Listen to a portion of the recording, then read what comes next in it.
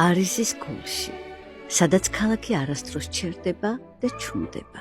აღმართულია ხელოვნების, მუსიკისა და ისტორიის სავანე, ოპერა გარნიე, რომელიც მე-19 საუკუნეში აშენდა და 1875 წელს გაიხსნა. ახალგაზრდა გენიოსმა არქიტექტორმა შარლ გარნიემ ქვისენით შექმნა მსოფლიო შედევრი, რომლის მარმარილოს კიბეები, ოქროსფერი ქანდაკებები, დიდებული ჭაღები, არქიტექტურულ სიმფონიად სამუდამოდ რჩება მნახველების მეხსიერებაში.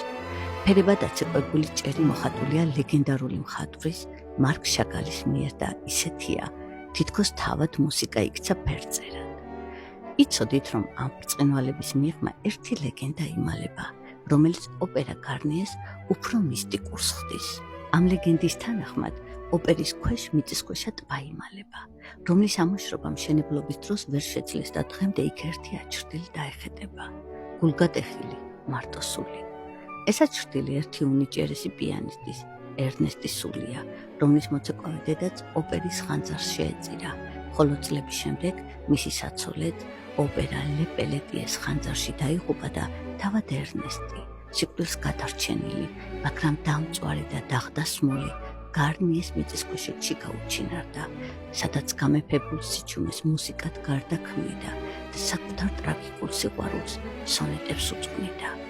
ამბობენ, რომ ერნესტის სული დღემდე დაეხეტება ოპერის დერეფნებში, ხანდახან ხამხამობით ყველაზე მისტიკური მეხუთე ლოჟიდან ჩურჩული, ხოლო მიწისქვეშა სივრციდან პიანინოზე დაკვრის ხმა ისმის.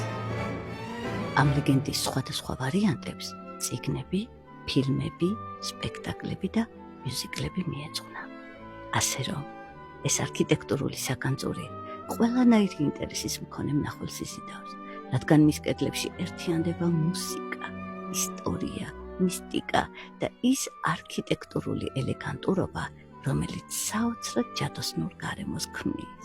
სწორედ ამიტომ უნდა შეიყვანოთ თქვენი მოგზაურობის ნუსხაში ოპერა გარნიე და მოინახულოთ.